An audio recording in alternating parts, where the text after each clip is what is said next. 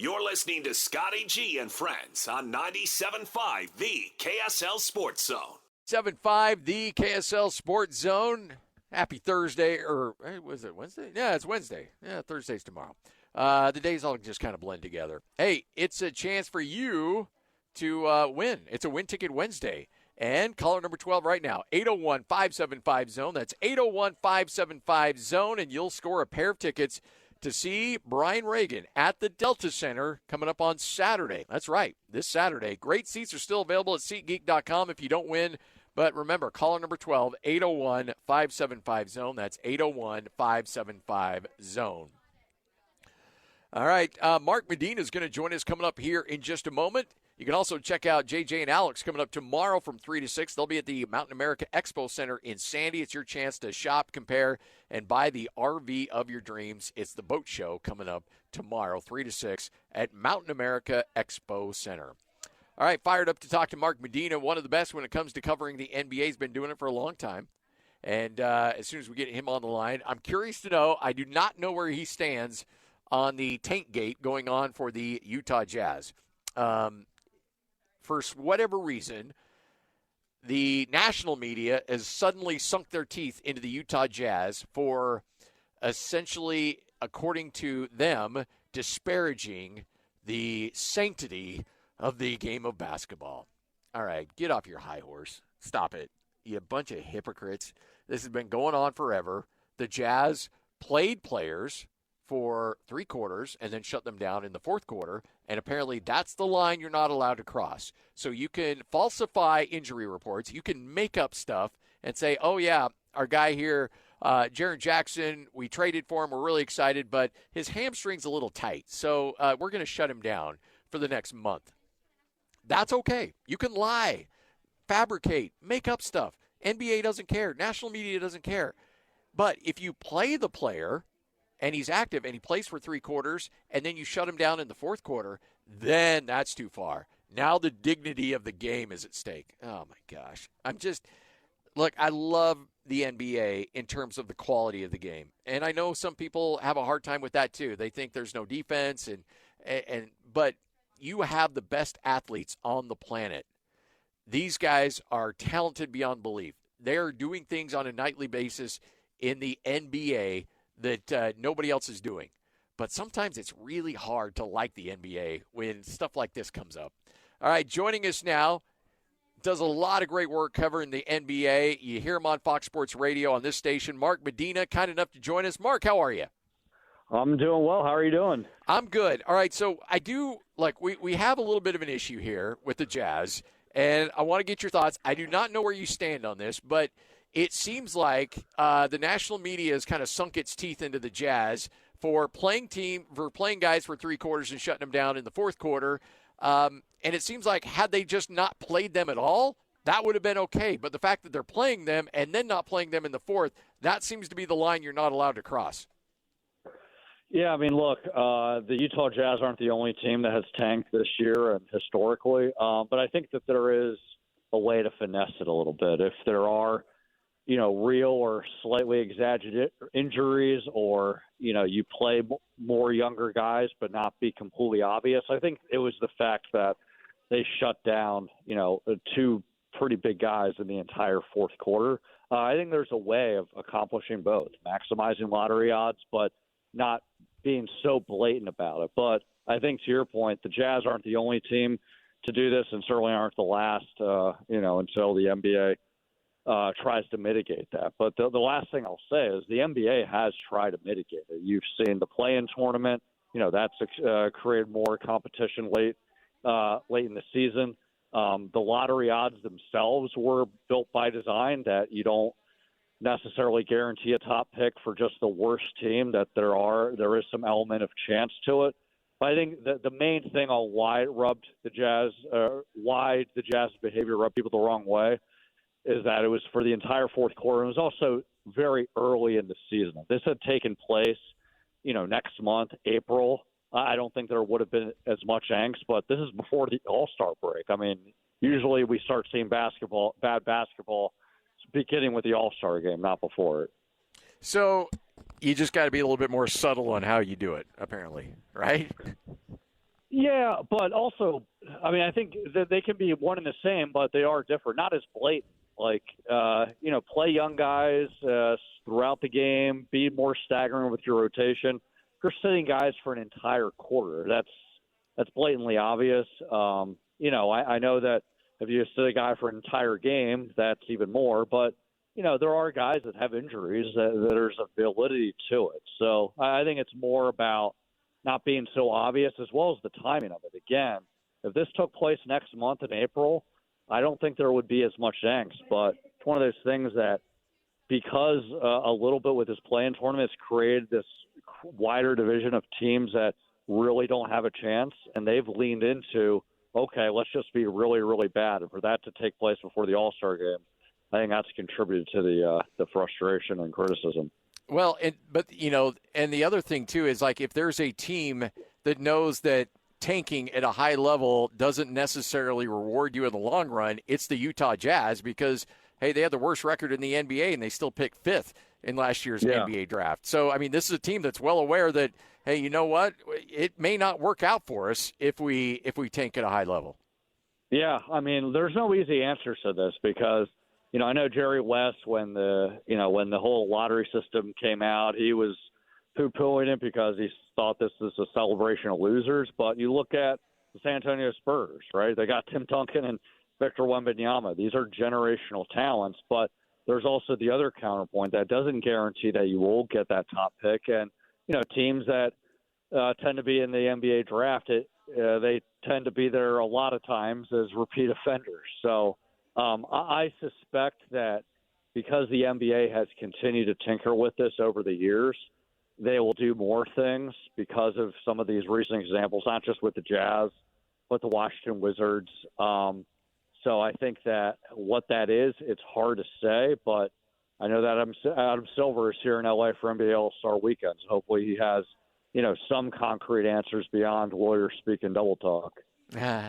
So if you were Adam Silver and you could make any decision you want, what could you do to fix the lottery? Would you make even odds for everybody in the NBA? I mean, again, pie in the sky.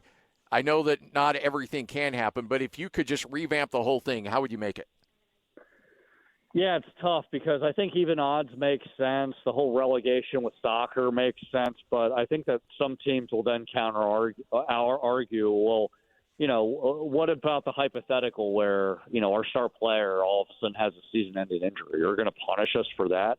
I think that as long as the NBA differentiates between external circumstances and internal dynamics, those two proposals could at least reduce it. But, yeah, there's no easy answers because you can't completely eliminate everything because – at the end of the day, the league is going to create winners and losers. There's only one championship team.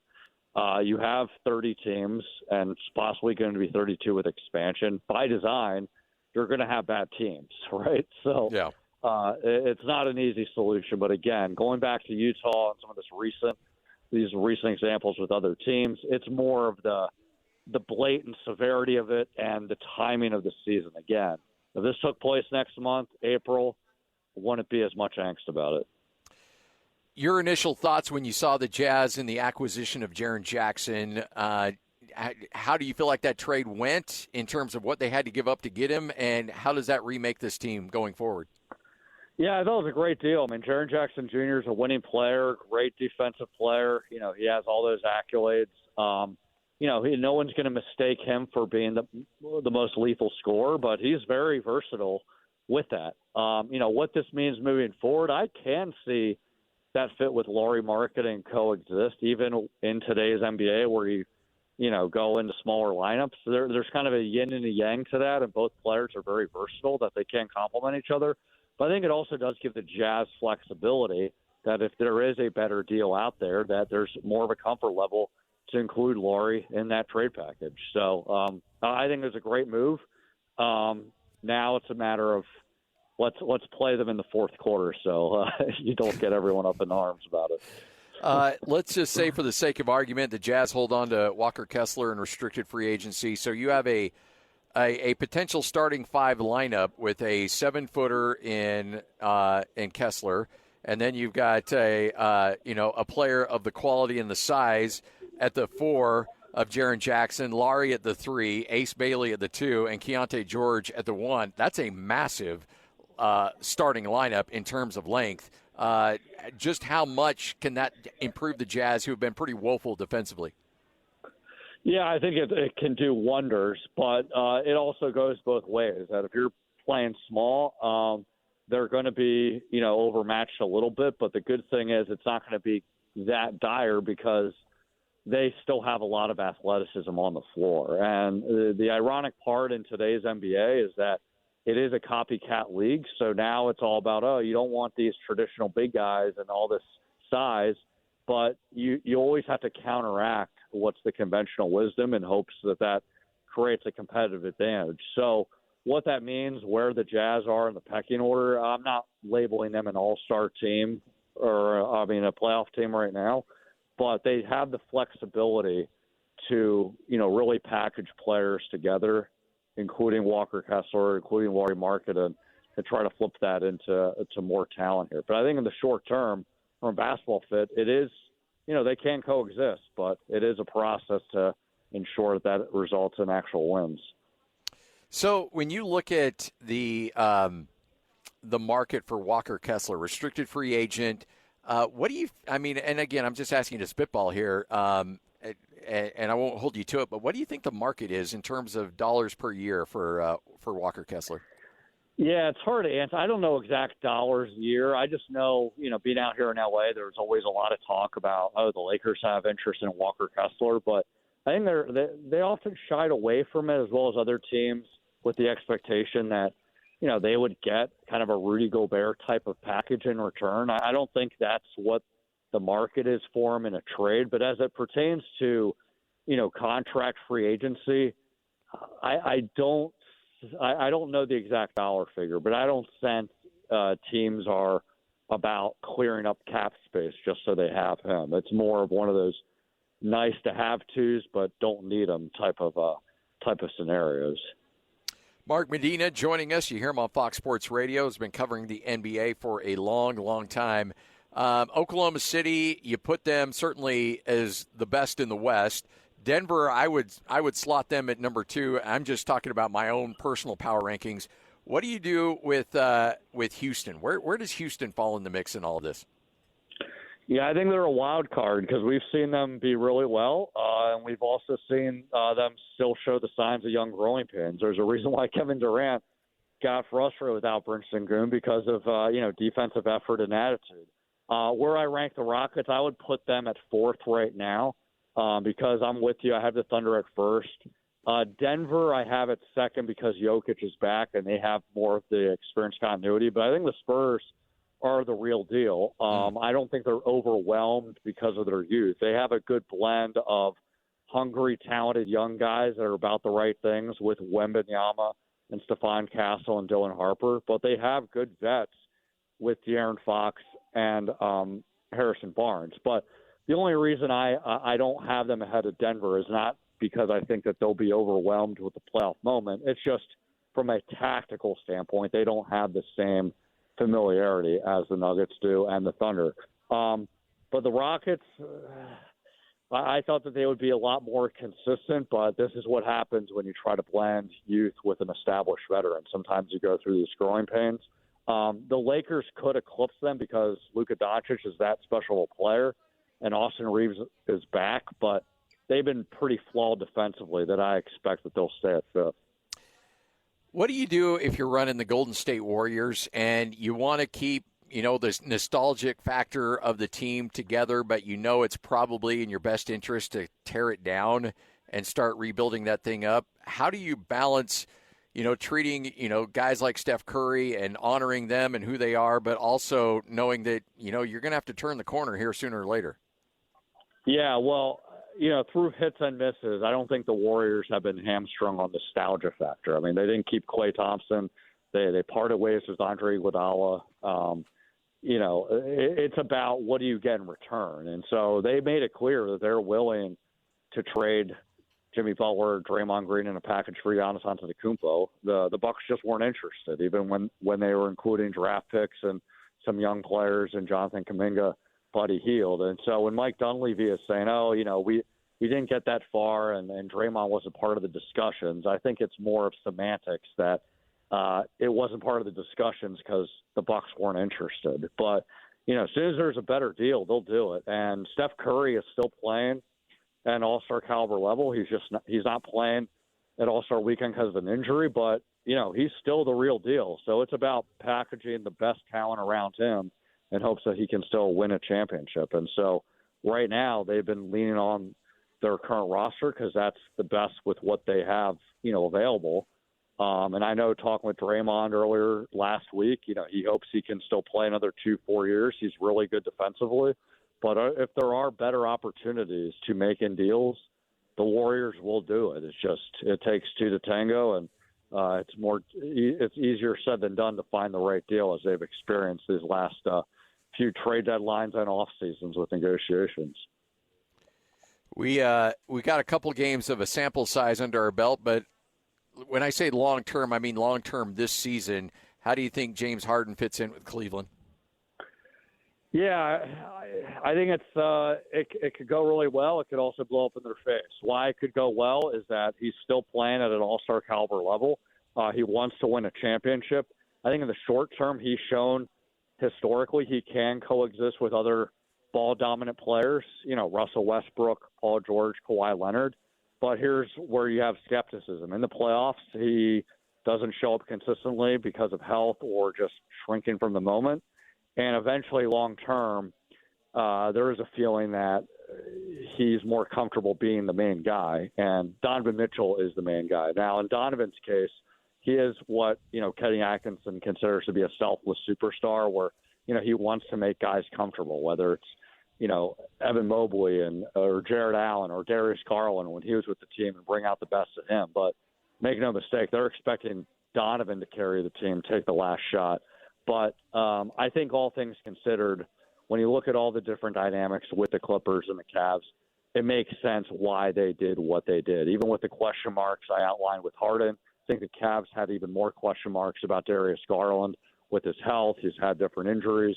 With the Clippers, even though they've had this late season run, it's really only enough to set them up to make it through the play-in tournament. They want to have cap flexibility this summer and next summer to potentially build more around Kawhi Leonard. And Darius Garland, yes, he has injury history, but he's at least younger. So in theory, there won't be as much concerns about long-term durability as there would have been with Harden. But, as I outline this could also blow up in the Clippers' face as well because Garland, yes, he's expected, I've been told, to come back after the All-Star break, but his injury history these last 2 years is his injury history. And, so understand, again, why the move was made. It could work, but it very well could backfire for either team. Well, Mark, we appreciate you coming on. We'll agree to disagree on the whole Jazz fourth quarter situation. I totally understand your stance on it. I know people here in Utah are defending their team as well. I am as well. I just, but I do agree. I do appreciate your stance and coming on and answering the questions about it. Of course. Hey, I'll give you some red meat. What the Jazz did, it's so bad for the NBA. It's so egregious. You know what? Lloyd was rolling on that, and we'll spin that clip and just play it over and over and over again coming out the rest of the day. I hope the tongue-in-cheek tone was caught there. Oh, for sure. Thanks, Mark. You're the best. All right, take care. You got it. Mark Medina from Fox Sports Radio, as well as covering the NBAs with Athlon and others. All right, so he says it's a timing thing. I so the Jazz pulled this off with that. It's not a timing thing. I know. It's not, because it hasn't been a timing thing with anybody else that's done it. It hasn't mattered. The tanking was before the All-Star break. It's not the timing. It's not the timing of it. If that's another way you want to spin it, then fine. That's fine. That's everybody. All the national pundits have their own way of how they're spinning this. So, but honestly, his thing is. Honestly, like, the Jazz aren't subtle about it. And that's apparently what's got according to him, that's why everybody's upset about it, because everybody else has at least lied and tried to pretend like they're not tanking, but these injuries are real. And the Jazz are like, no, they're healthy, and we're going to play them for 3 quarters, and the fourth quarter's here, we're shutting them down. If anything, the Jazz are getting penalized for being honest about what they're doing. They're being totally upfront. Yeah, they're not saying it out loud, but we all know what's going on. You heard Will Hardy. We played the cut, I believe, yesterday, where Will Hardy's like, they're not playing in the fourth. They weren't coming back. That's it. Plain and simple. There's no question about it. So if you think that the sanctity of the great National Basketball Association has been hurt by the Jazz, folks, that ship sailed a long time ago. A long, long, long time ago. Coming up next, we'll catch up with the head coach of the Aggies, Jerrod Calhoun. Believe it or not, this guy actually has friends. Nice. This is Scotty G and Friends on 97.5, the KSL Sports Zone. 97.5, the KSL Sports Zone. This segment brought to you by U of U Health. Go to uofuhealth.org for more information. Joining us now, he is the head coach of the Utah State Aggies, as Penny Hardaway coming into town on Saturday. It's the Aggies up against Memphis on Saturday, 6 o'clock tip-off. You'll hear it right here on this station. But Coach Calhoun, kind enough to carve out a few moments for us. I know you don't talk to me enough, so we thought we'd squeeze in one more conversation. Coach, how you doing? I'm doing good, Scotty. Never get tired of hearing your voice, buddy. Hey, by the way, congratulations on the win last night. It was one of those games where your team found a way defensively to get some stops down the stretch, and offensively the fast break points just keep on coming. But now that you've had a chance to look at the film a little bit, tell us a little bit more about what you saw in that game last night. Yeah, first and foremost, I think Fresno State is a much improved team. I think we've got a lot of teams in our league that have made great strides.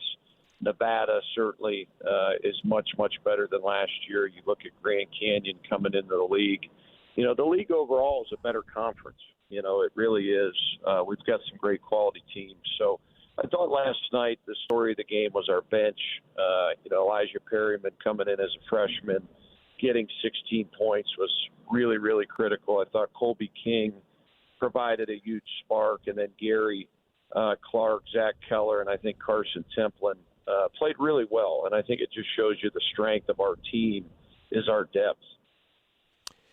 When you put this game together with Memphis in the offseason, I think you're anticipating that Memphis, from a record standpoint, would be a lot better than what they're at right now. But still, this is a team that is loaded with talent, and it kind of has that vibe of they could lose to anybody, but they could also beat anybody on any given night. Yeah, currently they're playing really, really well. Penny Hardaway, obviously a NBA legend, has done a masterful job at Memphis. They play anybody, anywhere, anytime. So if you look at their losses, the majority of them are to Power 4 teams. They don't really have a bad loss, so to say. So they play everybody in the country. Give him a ton of credit for coming to Logan, Utah, and then obviously we'll return the game next year. So I think they'll go on a run. I think they'll be a force to be reckoned with in the American Conference. So by the time Selection Sunday rolls around, we are really hoping that they're a quad 2. I know that you and especially Cameron Walker, both of you are, you're big into the making sure your computer numbers look as good as they possibly can. Is this when this thing came together? You end up sacrificing a bye week, a Saturday that normally you would have had off this week to play a game like this. What was that thought process for you in the offseason when you're putting this together, realizing that, you could be cutting back on some rest, a little R&R for your team to get this game in? Yeah, I think that, scheduling, Scotty, outside the rev share and the NIL is probably the most important piece to a college basketball team. So I think we've done a really good job putting ourselves in back-to-back years, a great position to get an at-large bid. In today's world, when teams are spending $8 to $18 million, these bids are getting harder and harder to get. If you look at the ACC, what they've been able to accomplish from last year to this year, they are really on the upswing. So we wanted to provide our team with good quality opponents, a lot of quad 1, quad 2 opportunities. And we've been able to do that.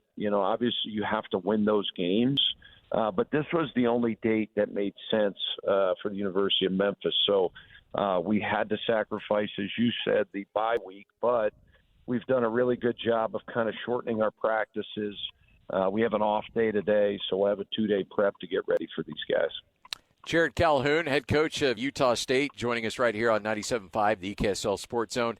How hard is it when, and I'm not talking about last night in particular, but just any game, when you're up on a team and you kind of want to pull back the reins a little bit, but you also know that margin of victory is part of the equation. So you've got to balance those two things. How difficult is that for a coach?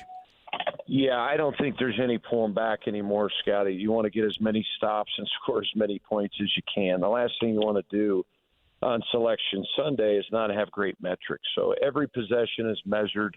You got to try to score the ball. Right now we're top 40 in both offense and defense. Really, really pleased with both sides of the ball. We have to continue to get better, and then just really continue to be process driven. I think these are the dog days of February, but it sets you up for March. So we have a lot to play for. We have a lot of games left.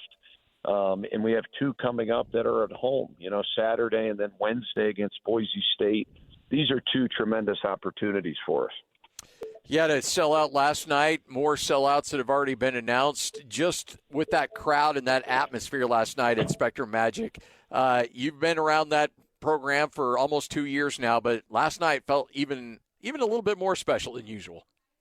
Yeah, I thought, just by giving everybody that walked into the building a T-shirt, see how it was striped, see the scoreboard. There's so many great memories, so many great players, so many great coaches, so many great fans. Everything is really kind of fallen into place for a number of years with Utah State basketball. So it's really a special time to be a part of it. We have a really good group, and you just don't take these things for granted. You're certainly very hungry to keep going at 21-3. But sometimes, when you walk into that building, you can feel it's going to be one of those nights. And I thought last night that was really, really incredible atmosphere. When you let's dig a little bit deeper on this Memphis team. What really jumps out at you when you watch this team on film? Very, very athletic, Scotty. When you look at their team, their front line, the ability to block shots, really defend, high level defensive team. They've got a lot of guys that have played a lot of college basketball, and they're going to play tomorrow night. They're going to play against North Texas and then fly into Logan on Friday. So we have to have 2 really, really good prep days. It's not like we've seen these guys at all where you're now in the league play, you're playing teams for the second time. This is certainly new territory for not only us, but I think Memphis. Playing a non-conference game this late is kind of unique. Do you feel like even though maybe Memphis from a metric standpoint isn't where they need to be, that even though the thought that you would schedule a game against a team that you thought would be better than maybe what they are now from a record standpoint will still resonate with the committee? I think so, and I think they'll get there. I really do. I think Memphis will go on a tear, here at the end of the season. They always do. They always end up winning their conference championship. So, hey, they may not be in for an at-large, but I do think they'll get the automatic qualifying bid out of that league. But there's some great teams. We lost to South Florida out of that league on the road. The American Conference is very good, so I do think they'll finish strong. Jerrod Calhoun with us, 97.5, the KSL Sports Zone. When you look overall at the landscape of this new Pac-12 and you're putting schedules together, you don't have to give us the details because I know a lot of that is still behind the scenes, but do you kind of have a general sense of what your scheduling is going to look like next year? And does that mean you have to find more non-conference games for next season? Yeah, for sure, Scotty. I think, like I said, I think scheduling is really critical to this. We're going to have to get 16 non-league games. Our belief is to go get 6 or 7, probably 7 quad 1, quad 2s in the non-league. We'll probably get some of those through some neutral sites. We'll get some of those through tournaments. Once you get your MTE and you get your 2 games in your MTE, we're also looking at a neutral site with some of the best mid-major teams in the country getting together on a Thursday, Saturday, or Friday, Sunday. So we'll have 4 there between our MTE and then this kind of deal that's being put in place right now. We've got to go to Memphis. That would be 5, and then we'll probably have to get 2 more Also looking at possibly playing a game in Salt Lake at the Delta Center again against a Quad 1 or Quad 2. So, scheduling is going on right now. That along with the portal, you're trying to balance those two things really on a yearly basis. So does that mean you try, because I think a lot of people feel like the season's over, then you start talking to your guys about hopefully retention. But I imagine that's been going on for a long time in trying to lock guys down to make sure that they're back for next year. Yeah, I mean, I think that never ends, right? The constant communication, whether it's an agent, whether it's a parent, or with the student athlete, right? I think the best thing we can do is provide great experiences, right? And how you do that is, obviously coaching them, but building those relationships every day. And I think our community, the culture we have, the momentum that we have in our program, I don't think too many guys really want to leave. So then the missing piece is the rev share and also the NIL. So, you kind of constantly try to battle that as well. Coach, appreciate it. We'll talk to you coming up on Saturday, but good luck against Memphis and this stretch run as well. You got it, Scotty. Thanks for having me. You bet. There he is, Jerrod Calhoun, head coach of the Utah State Aggies, as they have a non-conference game against the Memphis Tigers coming up on Saturday. That's right.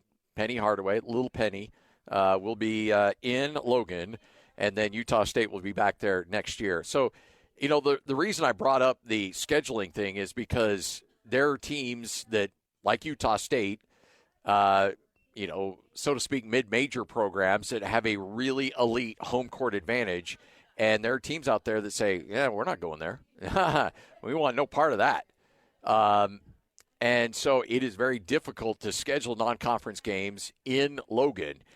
But now you have to schedule more because you're going to a conference in the Pac-12 that will not have a high number of teams. So as he mentioned, he's got to schedule 15, 16 non-conference games. So that is – Utah State was about, I want to say, at 11 this year. So you have to add about 4 or 5 of those games, and that's bye games that you have to, come up with money to bring a team into Logan.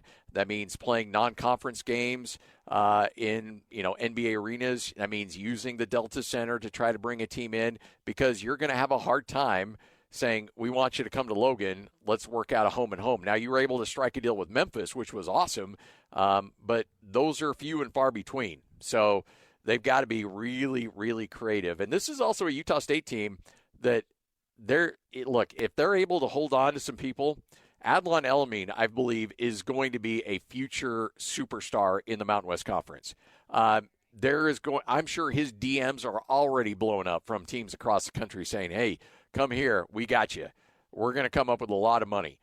Mason Falslev will have another year of eligibility. There's going to be a lot of money coming his way as well. So it's a matter of trying to make sure you can raise money, you can get guys locked down for the upcoming season, and then you realize what you have. Then you go out and you build your schedule so that you can put that team in the best possible way to showcase them to the rest of the country. All right, we'll wrap up this bad boy next. 97.5, the KSL Sports Zone, as we are live here at Minky Couture right here on the Zone.